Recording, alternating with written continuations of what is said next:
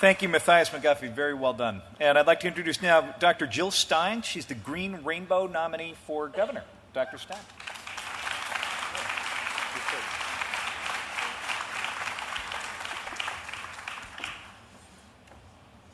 So we'll start with a 2-minute opening statement. We have a timekeeper here to keep you on time. Wonderful. Great.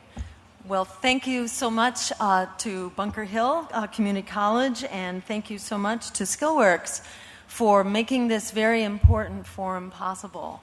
And I'm here basically as someone who was a medical doctor for 25 years, taking care of people, or I should say trying to take care of people in a system that wasn't working very well.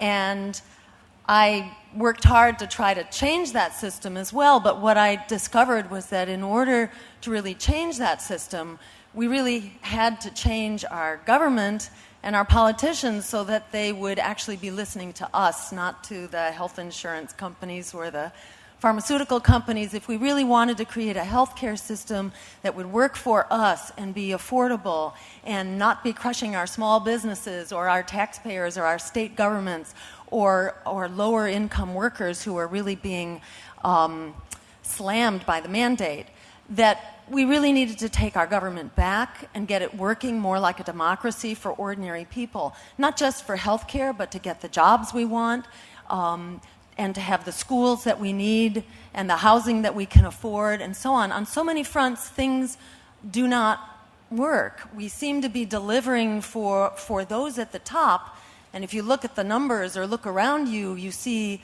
them that's got getting more, but everybody else is working harder and harder just to catch up, and we're seeing skyrocketing foreclosures and persistent, really devastating unemployment, more that are unemployed, high costs of college education, and so on. So, I think it's time for real change, and that means not more of the same.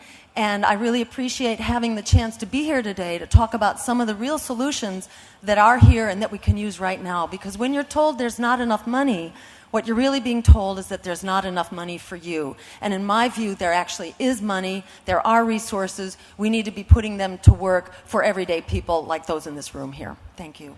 Dr. Stein, thank you. Let's begin this time with George Donnelly of the Boston Business Journal. Dr. Stein, welcome. Hi, thank you. You've been critical of tax incentive programs that Massachusetts has undertaken that are designed to encourage large local companies to expand here. My first part of this question is, do any tax incentives work?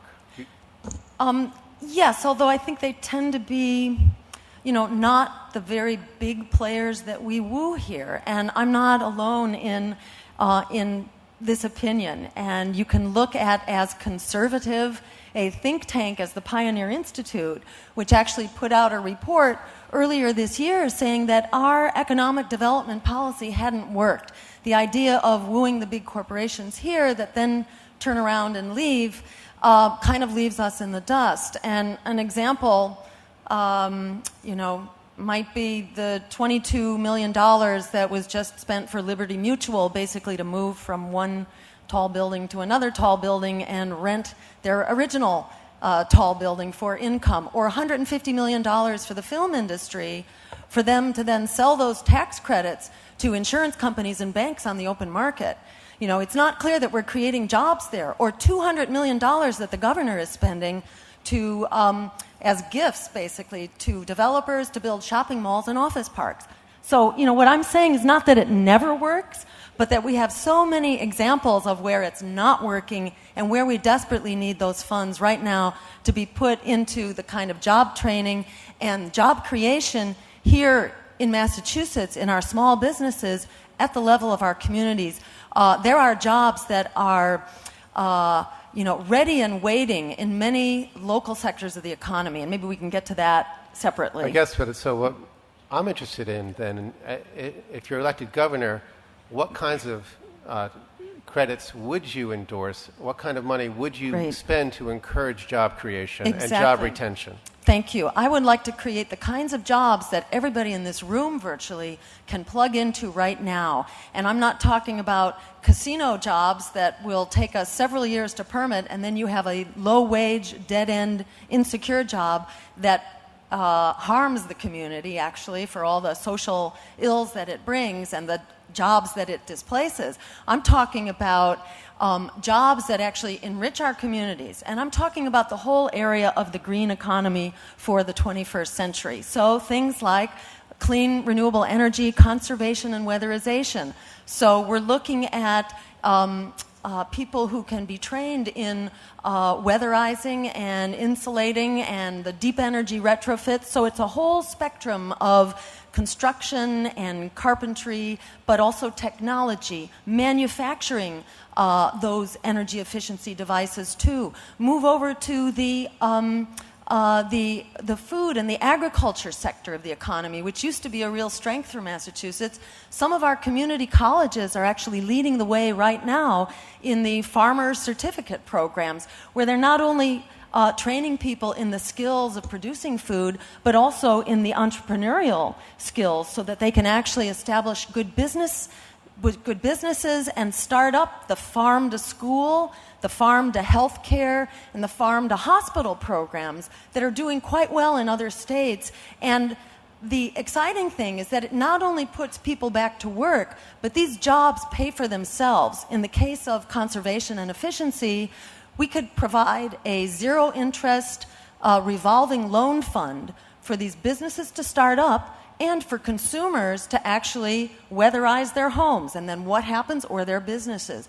They start saving money, which pays back those loans, so you get the revolving loan fund. This is a win-win that just needs us to jump-start it. And I'd like to take, for example, that $200 million that's being spent on a dead end right now for shopping malls and office parks. That's not exactly the way to jumpstart jobs.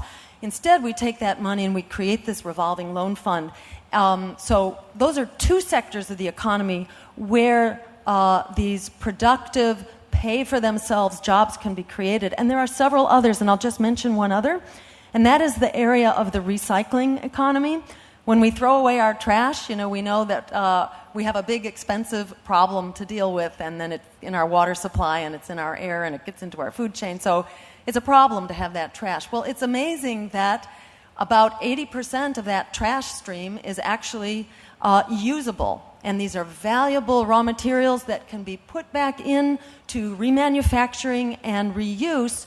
So we're basically straining resources and money out of the waste stream, creating a whole variety of jobs from the recycling, the sorting, the transport, and then the remanufacturing itself. So that's another area where we can create jobs that pay for themselves and that are a win-win because they're also saving us money, protecting the environment, improving our health, particularly in the case of the food jobs that I mentioned before.